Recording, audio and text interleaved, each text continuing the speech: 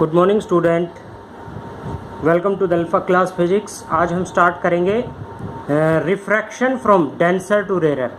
पिछले टॉपिक में हमने पढ़ा था refraction from rare to denser. It means object जो था वो रेयर मीडियम में रखा हुआ था। आज हम पढ़ेंगे कि ऑब्जेक्ट डेंसर मीडियम में रखा हुआ है। डेंसर मीडियम जैसे हमने ग्लास ले लिया, ग्लास और एयर में ग्लास डेंसर मीडियम है, वाटर और एयर के अंदर वाटर डेंसर मीडियम है। तो इस तरह से ऑब्जेक्ट जो है वो डेंसर मीडियम में रखा था। For convex refracting surface, convex refracting surface का हम टॉपिक लेते हैं। देखिए कैसे, ये हमने डेंसर मीडियम ले लिया, इनके बीच में आपका डेंसर मीडियम है, ये आपका कॉन्वेक्स टाइप रिफ्रैक्टिंग सरफेस है। ये हमने प्रिंसिपल एक्सिस ले लिया। Principal axis the line which pass through the pole, ये पोल है और ऑप्टिकल सेंटर, लेंस के केस में ऑप्टिकल सेंटर आता है और इस केस में centre of curvature C consider कर लिया।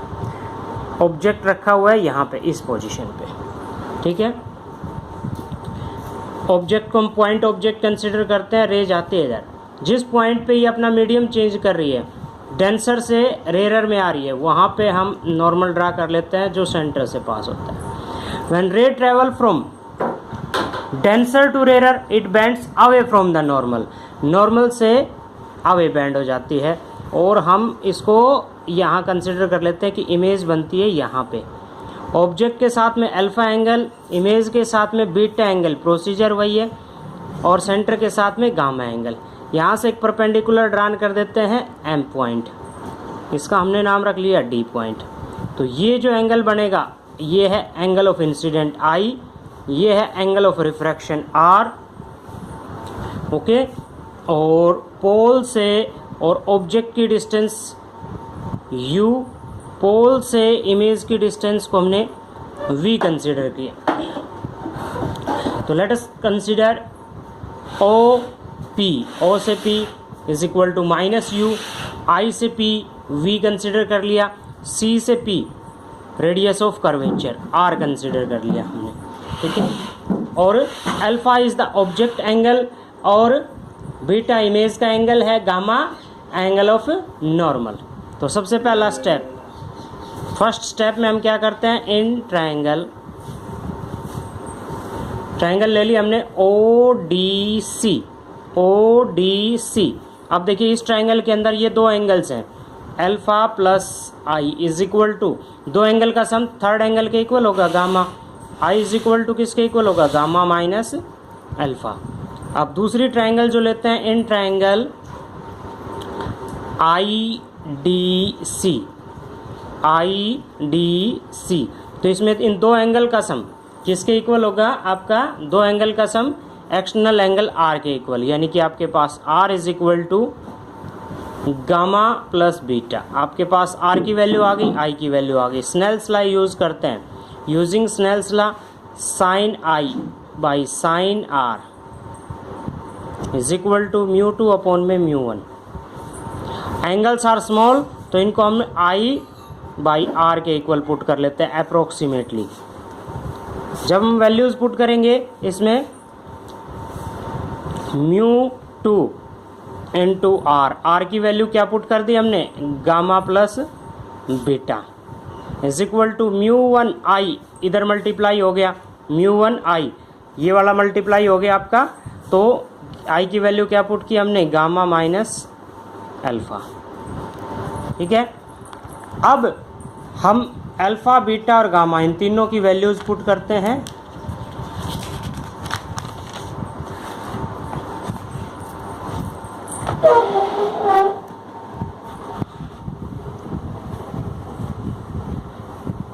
अल्फा इज इक्वल टू किसके इक्वल होगा, अपने उसी डायग्राम के अकॉर्डिंग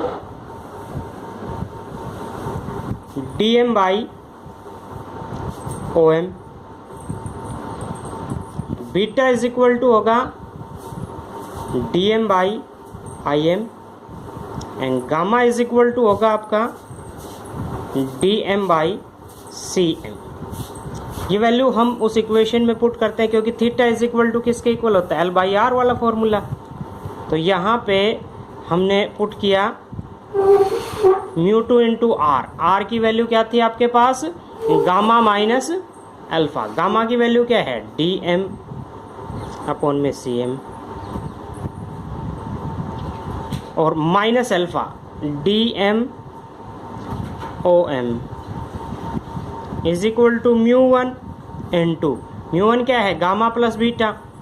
गामा की वैल्यू क्या है, DM अपॉन में CM प्लस बीटा। बीटा की वैल्यू क्या है, DM अपॉन में IM। अब देखिए इक्वेशन में लेफ्ट हैंड साइड और राइट हैंड साइड में DM कॉमन आ सकता है, ऊपर से दोनों तरफ से DM क्या हो गया, कैंसिल। अब ये बात आती है आपके पास μ2। अच्छा M पॉइंट हमने क्यों लिया है, क्योंकि M और P पॉइंट दोनों क्या है, एक दूसरे के वेरी क्लोज। तो क्लोज होने के कारण हमने इसको अपर्चर इज वेरी स्मॉल करके वैल्यू पुट की 1/CM minus 1/OM is equal to μ1 into 1/CM plus 1/IM। CM, C से M, देखिए C से M क्या डिस्टेंस होगी, ये आपकी R के इक्वल। और बाकी O से M objective distance minus U, और P से I या M से I वैल्यू क्या है, V। ये वैल्यूज इस इक्वेशन के अंदर हम पुट कर देते हैं using sign conventions. Sign conventions का यूज करते हुए हम ये वैल्यूज पुट करते हैं इसके अंदर। तो देखिए कि CM अप्रोक्सीमेटली इक्वल टू किसके इक्वल होगा आपका,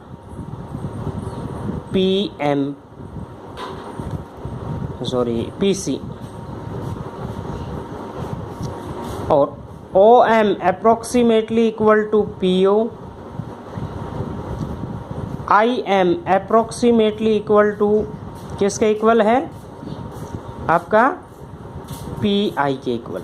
वैल्यूज पुट करते हैं। PC की वैल्यू क्या होगी आपके पास, -R, PO की वैल्यू -U, और PI की वैल्यू क्या है, V, क्योंकि ये आपके राइट साइड में है। और राइट साइड में होने के कारण अगर हम रे की डायरेक्शन में मेजरमेंट कर रहे हैं, पोल से आगे की तरफ बढ़ रहे हैं यानी कि राइट साइड में बढ़ रहे हैं तो पॉजिटिव, और पोल से लेफ्ट साइड में आ रहे हैं तो वैल्यू क्या लेंगे हम, नेगेटिव।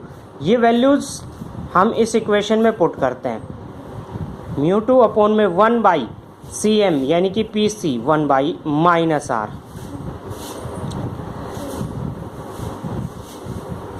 माइनस 1/OM, O से M, P से O माइनस U, और माइनस माइनस क्या हो गया, प्लस μ1 इंटू 1/CM यानी कि PC क्या रखेंगे, -R, और प्लस 1/IM, IM यानी कि PI वैल्यू क्या पुट कर दी, V।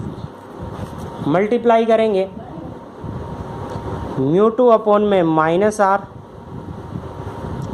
प्लस μ2 अपॉन में U, ये मल्टीप्लाई करेंगे तो माइनस μ1 अपॉन में R प्लस μ1 अपॉन में V। तो क्या इक्वेशन आ गई, सेपरेबल कर लेते हैं। R को एक तरफ ले लिया और इसको हम दूसरी तरफ ले आए, तो क्या वैल्यू आएगी आपके पास, देखिए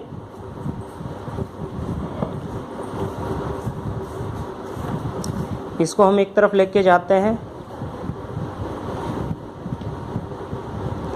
μ1/R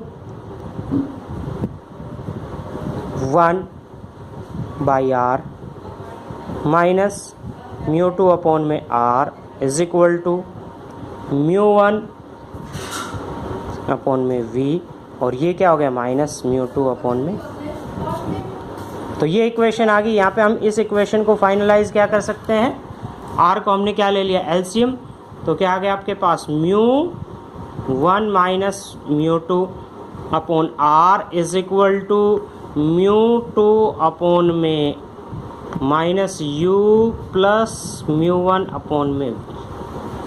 तो क्या इक्वेशन आ गई, एग्जाम में कई बार आपके पास इक्वेशन आ जाती है कि सोल्व दिस इक्वेशन। ये इक्वेशन क्या शो कर रही है, refraction from refraction from denser to rare, refraction from denser to rare for convex spherical surface, for convex spherical surface. Similarly आप दूसरा क्या फाइंड आउट कर सकते हैं, for concave refracting surface. Diagram में आपको क्लियर कर देता हूं, बाकी प्रोसीजर सेम है। डायग्राम देखिए आप, फॉर कॉनकेव रिफ्रैक्टिंग सरफेस,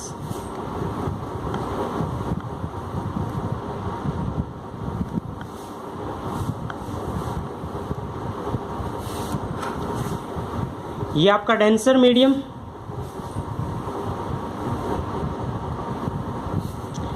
ये आपकी प्रिंसिपल एक्सिस, ये आपका पोल, ऑब्जेक्ट रखा हुआ है डेंसर मीडियम में। When ray travel from rare to denser, जिस पॉइंट पे होगी उस पॉइंट पे नॉर्मल ड्रा करते हैं और नॉर्मल जो है वो सेंटर से पास होगा। तो अब उसमें क्या चेंजमेंट आ गया, केवल रिफ्रैक्टिंग सरफेस पे नॉर्मल जो है वो आपका इस तरफ bends away from the normal. Away from the normal का अर्थ क्या हो गया, ये बेंड इधर हो जाएगा, यानी कि अब रे जो है प्रिंसिपल एक्सिस पे मीट नहीं कर रही है। तो हम इसको वर्चुअली पीछे खींच के लेके आते हैं और जिस पॉइंट पे ये मीट करती है वो पॉइंट क्या कहलाएगा, इमेज का। इसके साथ में बीटा एंगल आपका ये हो गया आपका अल्फा एंगल, और ये आपका गामा। यहाँ से परपेंडिकुलर ड्रान कर देते हैं, पी और एम पॉइंट नज़दीक हैं आपके, और जो एंगल्स हैं वो ये एंगल ऑफ इंसिडेंट और ये एंगल ऑफ आपका क्या हो गया, रिफ्रैक्शन। सिमिलरली उसी तरह से हम ट्राइंगल्स ले लेंगे और फाइंड आउट करेंगे। आपके पास फाइनल इक्वेशन जो आएगी वो यही आएगी, μ2 माइनस u प्लस μ1 अपॉन में v is equal to μ1 minus μ2 upon में r। तो ये आएगी आपकी refraction from denser to rarer की इक्वेशन।